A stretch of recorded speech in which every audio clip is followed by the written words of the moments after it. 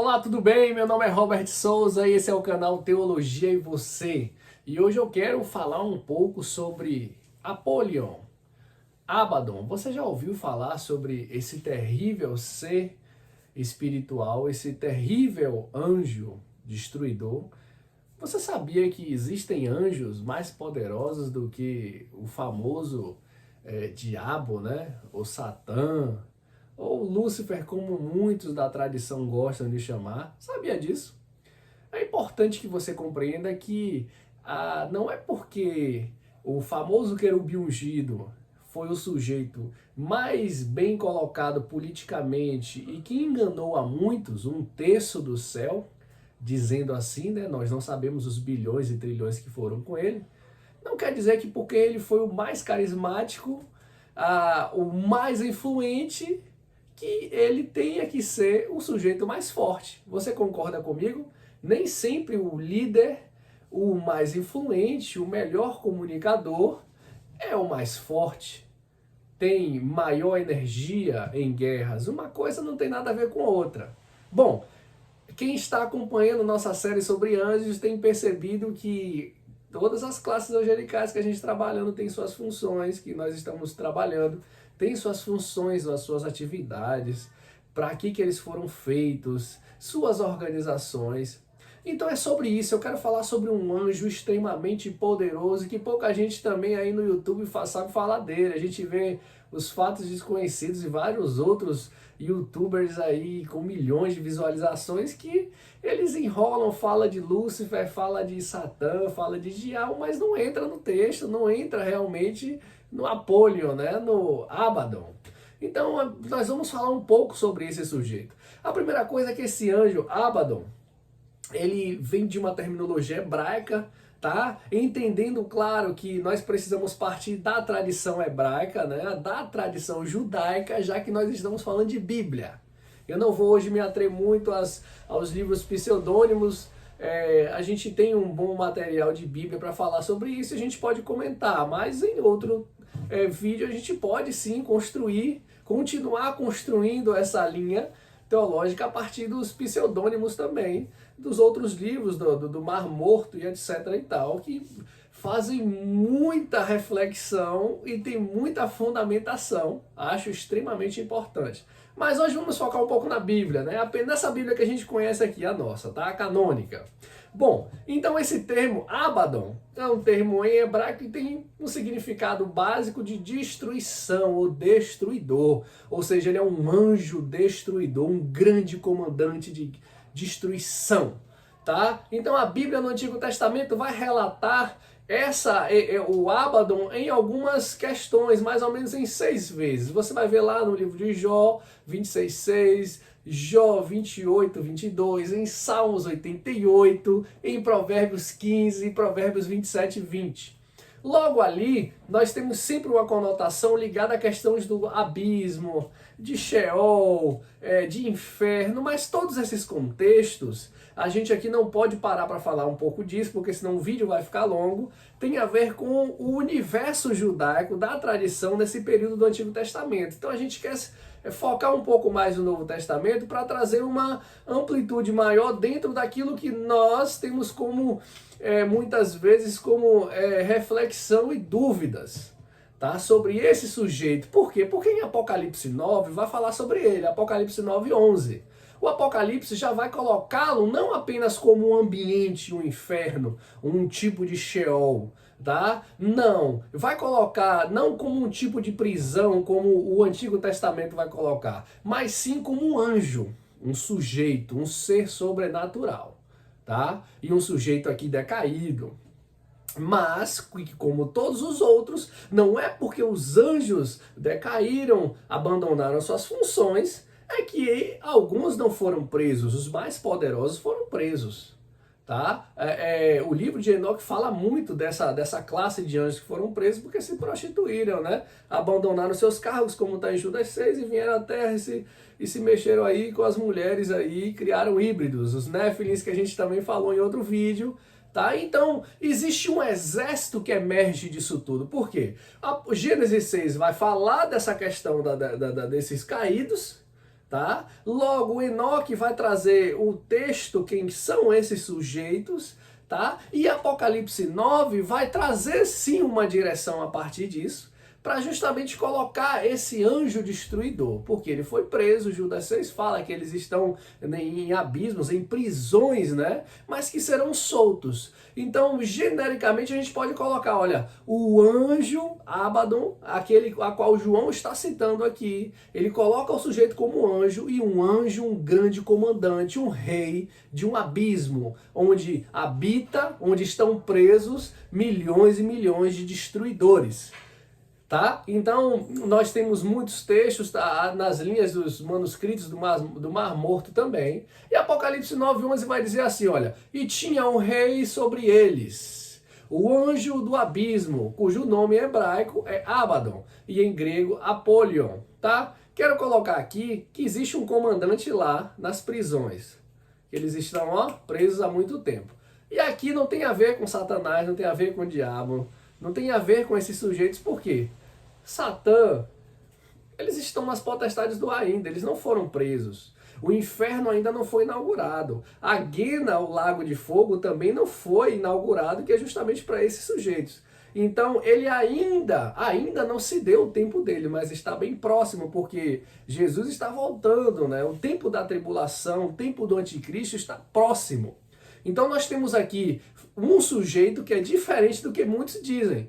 Inclusive, muitos teólogos, muita gente que tem preguiça de procurar o texto, adora dizer que Abaddon é Satanás. E Abaddon não tem nada a ver com Satanás.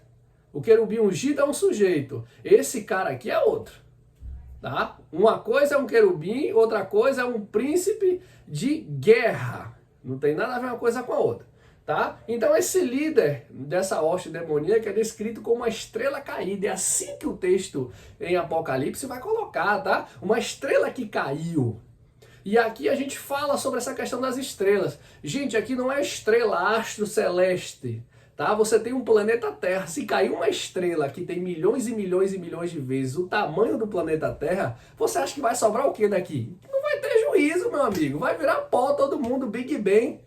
Então não tem lógica isso, entende? Então a estrela aqui, por quê? Porque os exegetas, os grandes escritores do Novo Testamento, eles vão, como nós falamos nos contextos de anjos, eles vão reduzir muito o nome de anjos, as classes de anjos. Por quê? Porque existiam muitas doutrinas e muitas coisas que estavam acontecendo nos tempos apostólicos em comparações de anjos com Jesus e outros contextos na qual nós já falamos sobre isso. Então aqui João coloca como uma estrela que caiu.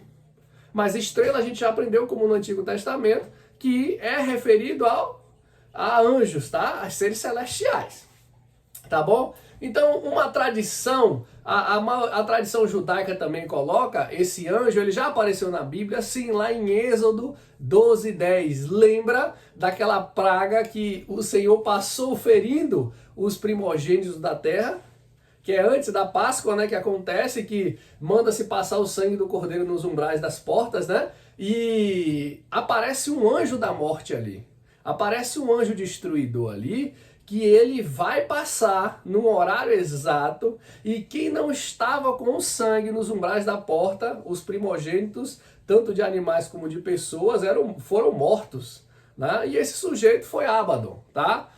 Isso é o que a tradição diz, e nós temos uma linha a se pensar sobre isso, que não tem nada fora do comum, tá? Lembrando que todos os anjos, sejam caídos ou não, eles continuam a serviço do Eterno. Existe o dia do juízo do Senhor. Se você analisar a leitura dos profetas menores, você vai ver que existe o grande dia de Yahvé. Então, esse dia da ira de Deus acontecerá. E quem é que vai executar esse juízo? Os anjos que foram determinados para isso. E esse sujeito aqui está nisso aqui. Esse sujeito é o soberano do poço sem fundo de Judas 6, tá? Dessas prisões nas quais eles estão presos, mas vão ser soltas, como está em Apocalipse. E, em primeiro lugar, nós temos uma ideia aqui que esses espíritos são espíritos obscuros. Esses espíritos obscuros, William Berkeley coloca como gafanhotos, né? Porque o texto diz que coloca-os como gafanhotos, né? Então aparece como bando voando. Você já viu que gafanhotos eles voam em bando, são milhares e milhares, e eles, a depender da quantidade, eles podem escurecer o sol, a luz do sol.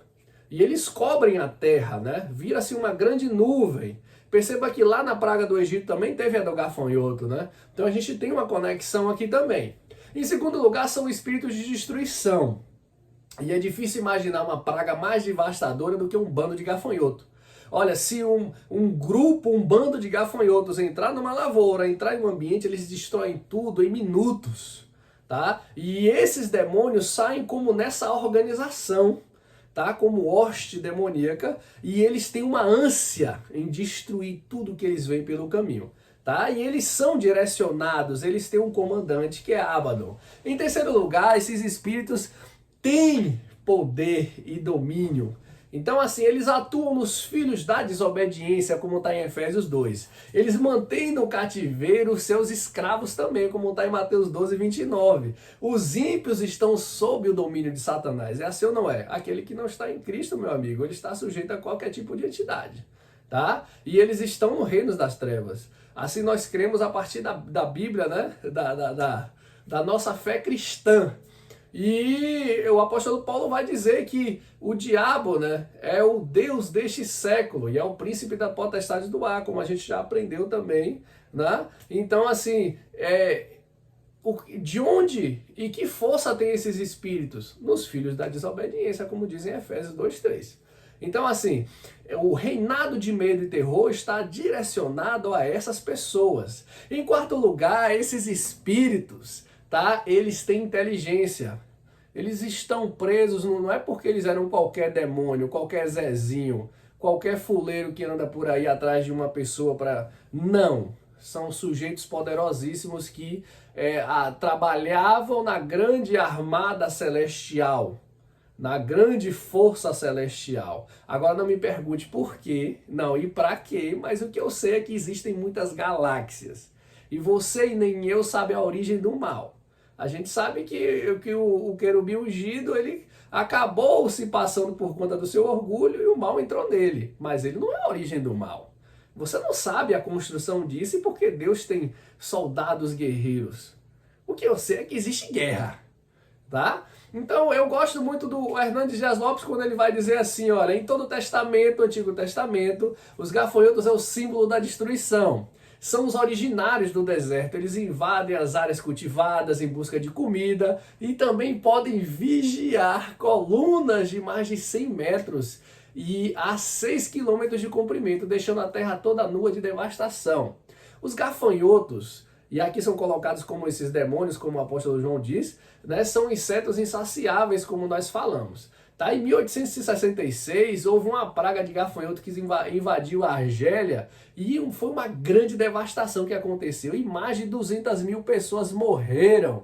Sabe por quê? Porque eles destruíram toda a agricultura, tudo aquilo que tinha de comida, e as pessoas ficaram sem comer. Então, rapidamente, 200 mil pessoas morreram de fome.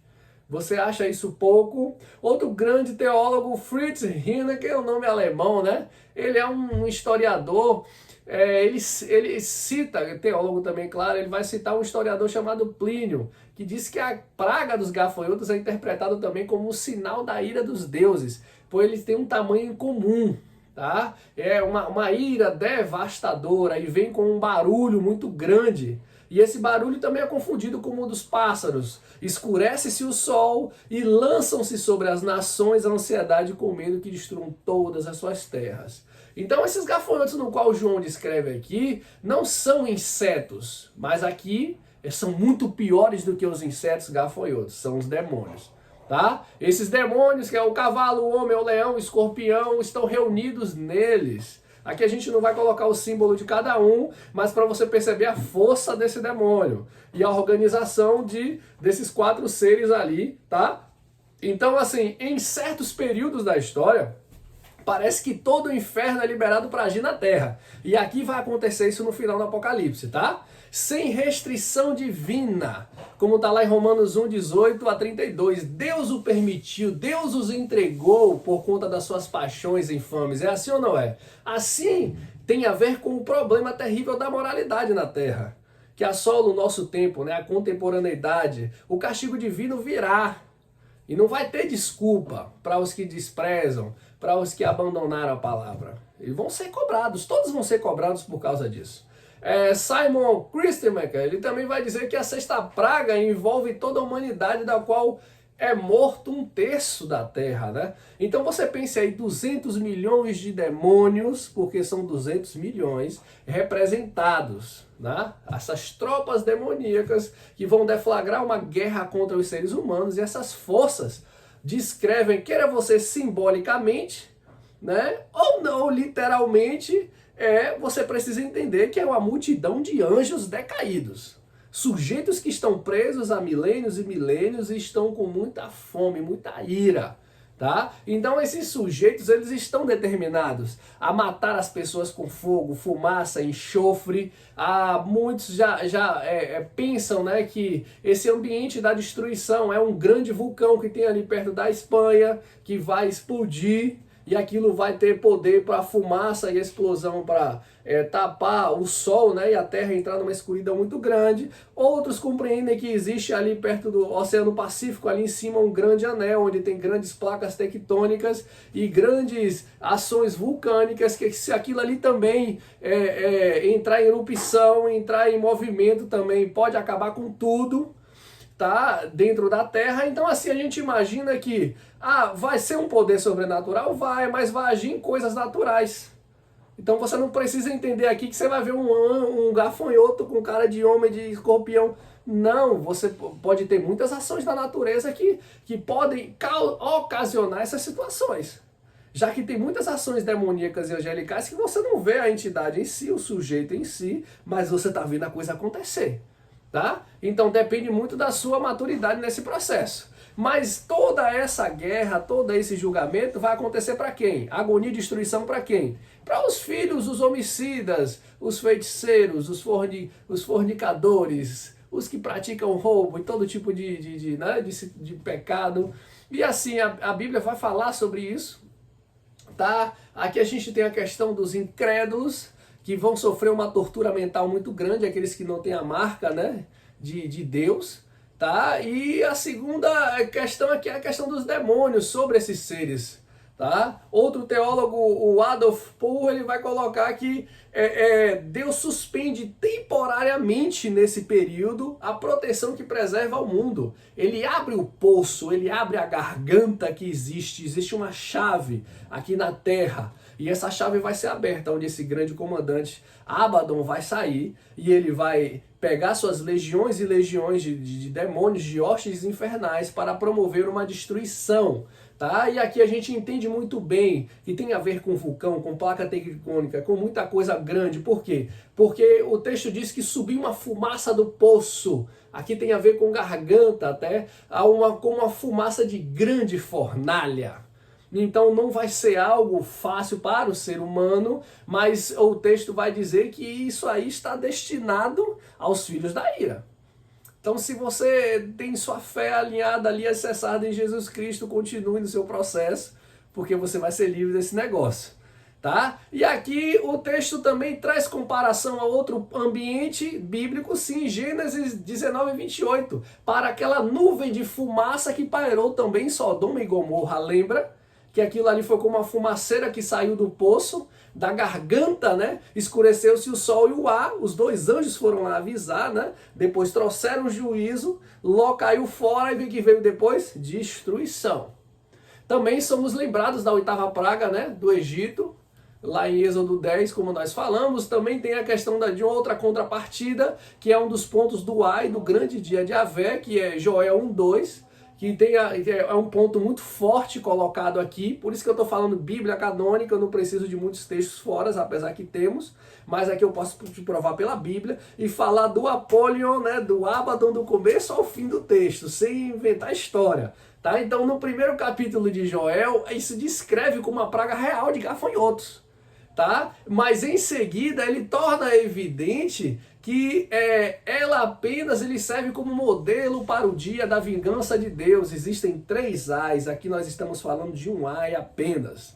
Segundo o Siracida também 39:30, eles foram criados para o dia da vingança. Então até para o dia da vingança do Senhor tem gente preparada para juízo e destruição. Ah, Jesus é amor, Deus é amor. Glória a Deus por isso, mas enquanto dá tempo. Porque depois, meu amigo, vai ser juízo e o bicho vai pegar, tá? Então todos os homens que não têm um selo de Deus sobre a fonte, sobre a sua fronte, né, serão vitimados. Tá? E aqui vai intercalar também, claro, né, com a palavra profética também, de forma linguística, lançada lá em Jó 3:21, em Jeremias 8:3. E naqueles dias os homens buscarão a morte e não acharão. Também terão ardente desejo de morrer, mas a morte fugirá deles. Como está em Apocalipse 6:15. Olha aqui a conexão do texto. E as pessoas buscarão a morte em lugar de Deus. Elas buscarão a morte, buscarão remédios, buscarão tecnologia, buscarão refúgios, buscarão grandes banks, né, lugares para se esconderem. Mas deixa eu te falar, Deus eles não vão buscar de jeito nenhum. Por que será? Por que será que Deus endureceu o coração de Faraó? Já parou para pensar sobre isso? E por que será que Deus também endurece aqui e o arrependimento não chega para esses aqui? Será que a ciência vai estar de uma forma tão grande na Terra que, como Jesus fala, né, o amor se esfriará quando Jesus voltar, quando ele voltar?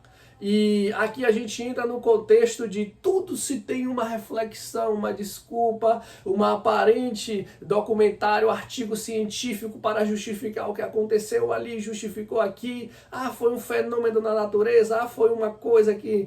Entende? Então todas essas justificações vão tentar apenas camuflar o que está bem nítido ao rosto das pessoas, mas para os filhos de Deus, não. Eles vão continuar orando, vão continuar ali, né, acreditando que está chegando o dia do juízo e vão perseverar até o fim.